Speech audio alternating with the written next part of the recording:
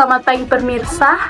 Hari ini kami dari kelompok kota akan membahas tema penting tentang solidaritas, kesemangatan, dan kedaulatan dalam kehidupan umat Kristen di tengah masyarakat yang majemuk.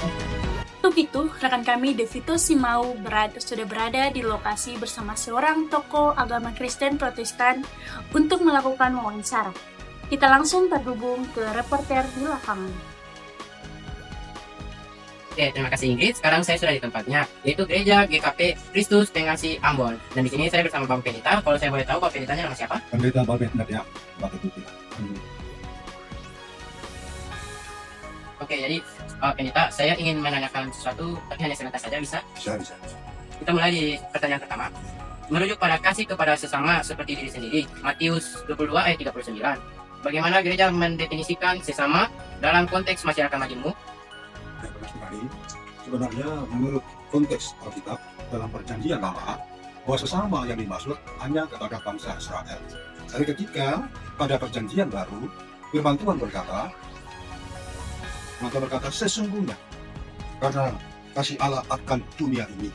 Pengertian bahwa kasih Allah akan dunia ini bukan hanya kepada bangsa Israel saja, tetapi sudah kepada semua bangsa. Maka keselamatan itu, maka Yesus itu adalah juru selamat dunia. Jadi dengan hal ini berarti bahwa pernyataan kasih sesama itu sudah benar-benar bukan hanya kepada bangsa Israel saja, tetapi sudah kepada seluruh umat manusia atau kepada masyarakat majemuk. Demikian. Oke, baik. Jawaban yang sangat baik sekali, Pak. Ya. Jadi kita lanjut ke pertanyaan yang kedua. Bagaimana pesan, kuatkan dan teguhkanlah hatimu, Yosua 1 ayat 9 itu, Pak, dapat membantu umat untuk berani berdiri membela mereka yang terpinggirkan meskipun berbeda iman. Ya, bagus sekali. Perkataan kuatkan dan teguhkanlah hatimu dalam Yosua 1 ayat 9 ini adalah pernyataan Tuhan kepada Yosua sebagai pemimpin yang baru, menggantikan Musa pemimpin yang lama. Dan Yosua disampaikan sampai 4 kali perkataan kuatkanlah dan teguhkanlah hatimu, karena Yosua akan berhadapan dengan bangsa-bangsa yang menghuni daripada yaitu negeri perjanjian Kanaan. Dan sebagai pemimpin yang muda, tentu datang firman Tuhan berkata, walaupun dia akan mengalami tantangan-tantangan yang besar, maka firman Tuhan berkata, kuatkan dan teguhkanlah hatimu. Jadi pernyataan itu dulu memang disampaikan kepada Yosua, tetapi ini juga sudah menjadi pegangan kepada kita, umat Tuhan yang terberkati, untuk bisa kita juga memberi kekuatan kepada saudara-saudara kita, apalagi mereka yang mengalami terpinggirkan atau terjinalkan. Demikian saya rasa sangat sesuai sekali. Baik, Pak. Ya. Kita lanjut ke pertanyaan ketiga, Pak, ya. Dalam tradisi Kristen, solidaritas sering dikaitkan dengan konsep kayak tubuh Kristus gitu, Pak. Ya. Bagaimana semangat ini bisa menjadi solidaritas kemanusiaan secara umum? Yang ini paling benar sekali dan paling tepat sekali. Konsep daripada tubuh Kristus itu bisa kita temukan dalam 1 Korintus 12. Yang intinya, kalau kita adalah bagian anggota, maka jangan kita menganggap rendah bagian anggota tubuh yang lain. Maka ada prinsip dalam kehidupan, kita tinggi, kita berdiri sama tinggi, duduk sama rendah. Jadi konsep ini sangat baik sekali. Di dalam tubuh Kristus, jangan ada orang yang merasa dia lebih dipentingkan, lebih dihormati, lebih berjasa. Tetapi dalam konsep daripada tubuh Kristus, kita sama di mata Tuhan. Jadi untuk itu, hal ini sangat relevansi sekali dengan yang dikatakan tadi, bahwa solidaritas itu sangat penting sekali bisa diterapkan atau diaplikasikan secara kemanusiaan dan secara umum. Demikian menurut saya. Oke, baik, Pak. Kita lanjut ke pertanyaan yang keempat, Pak. Apa tantangan terbesar bagi jemaat untuk menyebarkan kasih yang inklusif di tengah isu-isu intoleransi yang kadang muncul di Pak? Nah, ini suatu pertanyaan yang sedikit sulit. Sulitnya, apalagi dikatakan untuk menyebarkan kasih yang inklusif.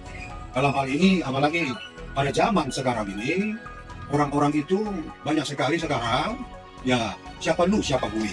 Itu yang kebanyakan fakta yang terjadi di zaman era sekarang. Tetapi sebagai anggota tubuh Kristus atau sebagai orang Kristen, kita karena sudah diajarkan dalam firman Tuhan, jadikanlah semua bangsa muridku, maka sebagai dasar itu, kita sebagai orang Kristen untuk bisa menerapkan atau menyebarkan kasih yang inklusif, tantangan terbesar, ya kita harus berani bayar harga, berkorban waktu, berkorban tenaga, berkorban perasaan, agar kasih yang inklusif ini bisa dialami oleh saudara-saudara kita atau saudara-saudara kita yang sekalipun mungkin berbeda iman dengan kita. Kira-kira begitu. Oke, baik Pak. Ya, Jawaban yang sangat baik yang disampaikan oleh Pak. Sekarang kita lanjut ke pertanyaan yang terakhir, Ya. yaitu pertanyaan kelima. Bagaimana seorang Kristen dapat menunjukkan keteladanan Kristus melalui aksi sosial yang nyata di lingkungan sekitarnya, Pak? ya ini yang paling penting juga ya.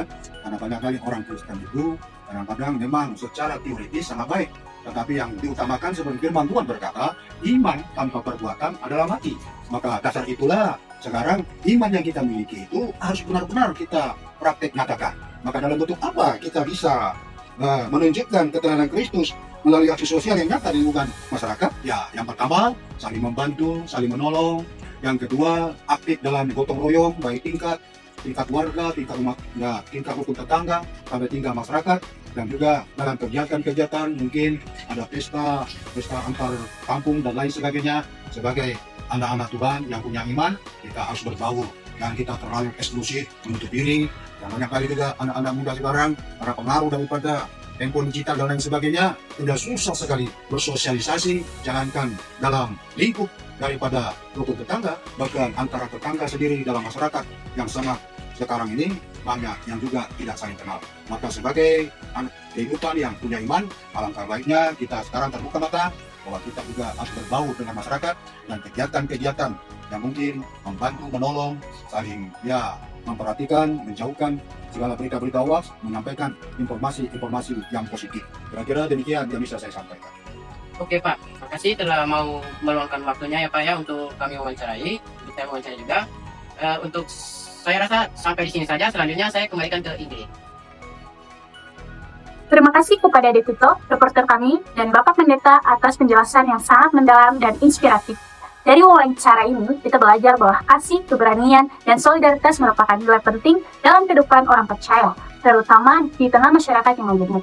Selanjutnya, kita akan mendengarkan refleksi dari anggota kelompok kami mengenai makna solidaritas, kesemangatan, dan kedaulatan dalam kehidupan sehari-hari. Berikut adalah refleksi dari teman-teman kelompok kami. Refleksi dari saya, Divta Simau. Menurut saya, gereja mendefinisikan sesama sebagai siapa saja yang membutuhkan kasih dan pertolongan, tanpa melihat identitasnya. Pesan penguatan dalam Yesus 1 ayat 9 menjadi dorongan agar umat Kristen tidak diam saat melihat ketidakadilan.